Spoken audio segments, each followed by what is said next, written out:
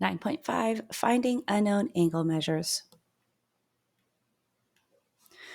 When we talk about angles, there's a couple of things we need to know. First being, when we have two rays that meet at this point is called the vertex. This is the angle measure, and we often denote angle with this symbol, angle A, and sometimes like this, angle A. Okay, so there are four main types we're going to talk about. The first one being adjacent angles. Adjacent angles share a common side and have the same vertex. So if we look at PJQ and QJK, these two share that side there and that vertex there. The next one are complementary angles. Complementary angles are a pair of angles whose sum is 90 degrees. These angles do not necessarily have to be adjacent, meaning they don't need to be right next to each other. So we look at MJN and angle NJP. These two angles added together equals 90 degrees. And we know that because we see that red box there, which signifies a right angle or an angle that is 90 degrees. Okay, the third type, supplementary angles. Just like complementary angles, they are a pair of angles, but this time their sum is 180 degrees. Again, they do not need to be adjacent. So if we look at our example here, MJP and PQJ, these are both 90 degrees. Added together, they equal 180. And the last type are vertical angles. Vertical angles are formed by intersecting lines, and the two angles have the same measure. So, for instance, NJP and KJL. Those two have the same measure because they are formed by this line and this line intersecting at that point. Okay, so this measure and this measure are equal. Okay, a couple other things you need to know about angles. A straight line has an angle of 180 degrees. If you were to travel all the way around a circle, that's 360 degrees. As we saw earlier, the little red square, like this, signifies 90 degrees, which is called a right angle, and is telling you that this line and this line are perpendicular.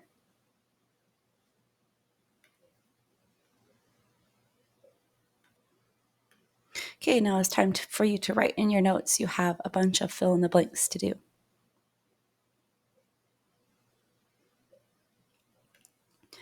Okay, when we are given problems like these, we have to use our knowledge of the different angle types to help us solve for x. So in this first example, we have to classify the angles, then find the value of x. So looking here, we have what? We have two lines that are intersecting, so we have vertical angles. And we know that vertical angles are equal. So 70 degrees equals x. Okay, the next one. We have two angles there, and we see that red box. We know that means 90 degrees. Therefore, these two angles are complementary angles. So added together, 31 plus x plus 4, we know those together have to equal 90 degrees. Solving for x, we get x equals 55 degrees.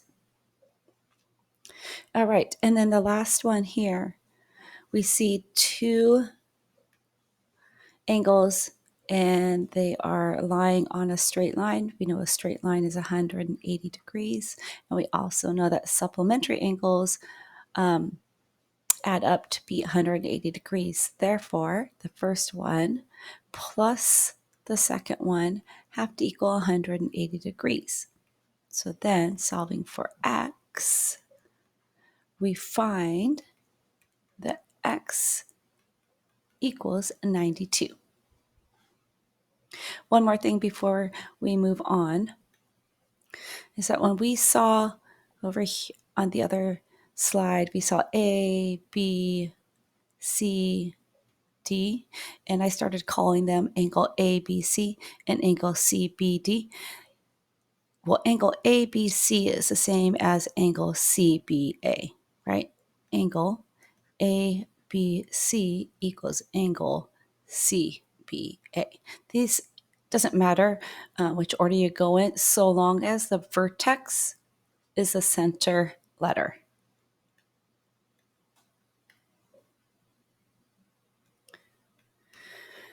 All right, last one. We are now going to find the measure of angle EAB. Okay, so let's use our knowledge and see if we can find the measure of EAB. Okay, so let's first find what the value of this angle is and this angle. Well, we know these two together, 4x plus 8x plus 12 has to equal what? 180 degrees because they lie on a straight line. That means that's 12x plus 12 equals 180. Okay, so 12x then equals 168. So x equals 14. Okay, so if x equals 14, then we know this angle here is 14 times 4, which means this one equals 44 degrees.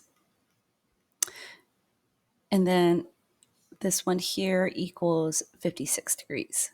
And actually, for purposes of demonstrating, I'm going to clear the screen and rewrite those. So this is 44 and this is 56. Okay, so we want to now still want to find this angle here. Well, we know over here that this angle plus this angle have to equal what? 90 degrees. Those are complementary angles. So 90 minus 44 equals 46. So this angle here is 46. We know this angle plus this angle, this all the way equals what? 180 degrees. So we know that angle EAB plus 46 has to equal 180. Subtract 46 from both sides and we get angle EAB, which means it equals 134. So angle EAB equals 134 degrees. There are probably other ways you can do it, but that is one way to find angle EAB. Okay, now it is time for you to do just one practice problem. All right, to help you with this practice problem of finding x, I'm going to help you set it up.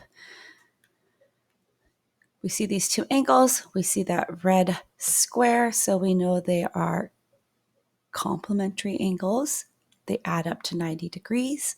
So x plus 2x minus 3 has to equal 90. So now you should be able to solve for x. And that is it for 9.5.